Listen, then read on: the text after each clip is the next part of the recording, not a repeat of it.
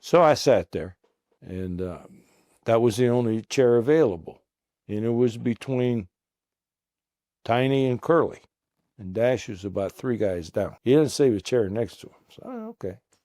So I sit down, and I emptied a tray, put my stuff on the table, and take a sip of what we used to call the Strike Sergeant's Panther Piss. It was like Kool-Aid with different flavors in it. That was the drink of the day. Kind of their version of sweet tea, I guess. So I'm looking at the food, and don't dare use any salt, but pass the pepper, please. Nothing.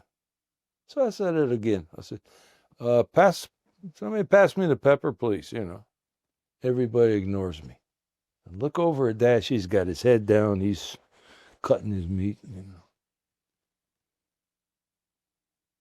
So I said it one more time. I said, could somebody please pass me the pepper? Tiny looks over and says, no.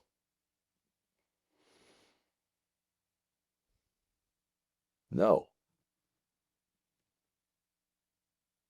So I look over, and there's a table that's empty over by the window. It's got salt and pepper on it. So I go over there. I grab the salt and the pepper. Come back. Before I sat down, I said, gentlemen, before I sit down, while I'm up, is there anything I can get for anybody? And all of a sudden, all this laughter breaks out, and they're cracking up. And then they start passing money around, Vietnamese piastre.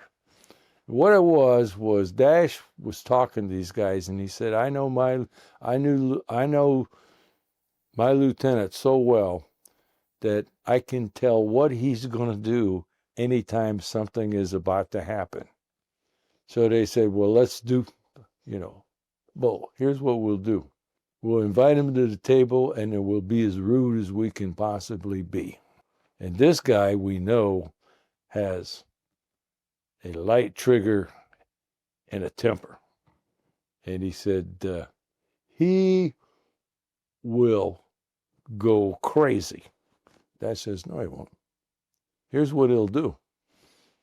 And of course, Dash was right. And so, I don't know, Dash won about, $300-400 by just knowing that I wouldn't let him. He just figured out what I'd do, and I did exactly what he said. But that's the kind of pranks that these guys would pull. But they were one tight brotherhood.